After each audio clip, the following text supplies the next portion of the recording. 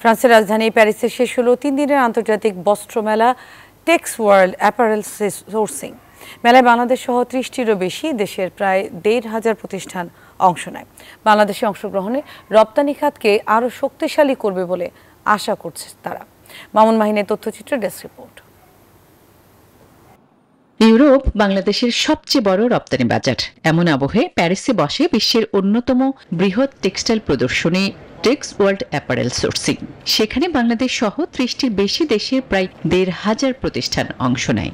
মেলার শেষ দিনেও ছিল ক্রেতা দর্শনার্থীদের ভিড়। প্রদর্শনীতে নজর কাড়ে বাংলাদেশি পণ্য। বান্ডেল থাকলে প্রতি সেনমানিতে টাকা বাঁচবে। বিকাশ সেনমানি বান্ডেল কিনে জিতুন প্রতি লেনদেনে। আমাদের টোটাল যে এক্সপোর্ট হয় এটার প্রায় 50% মানে ইউরোপিয়ান মার্কেটে হয়। সেই বিবেচনায় ইউরোপ আমাদের জন্য একটা বড় মার্কেট। এটা নিয়ারলি আপনি ধরতে পারেন যেটা $20 বিলিয়ন। লাস্ট অর্থ বছর আমাদের হয়েছে $20 বিলিয়ন।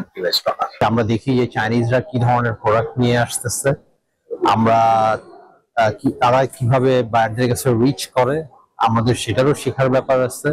সো আমি সবকিছু মিলে বলবো যে আমাদের আরো বেশি পার্টিসিপেশন হওয়া উচিত এবং বাংলাদেশকে ব্র্যান্ডিং করার জন্য আমাদেরকে আরো সুন্দর প্রিপারেশন নিয়ে জয়েন করা উচিত। বর্তমানে বিশ্বে পোশাক রপ্তানিতে একক দেশ হিসেবে বাংলাদেশের অবস্থান দ্বিতীয়, শীর্ষে আছে চীন। তবে এ খাতে আন্তর্জাতিক বাজারে প্রতিযোগিতা বাড়ছে।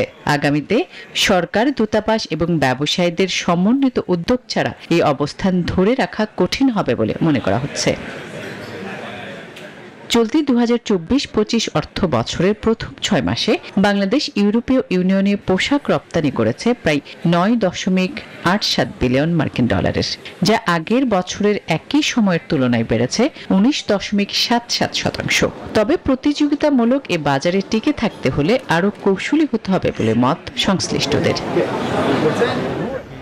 Desk report, news 24।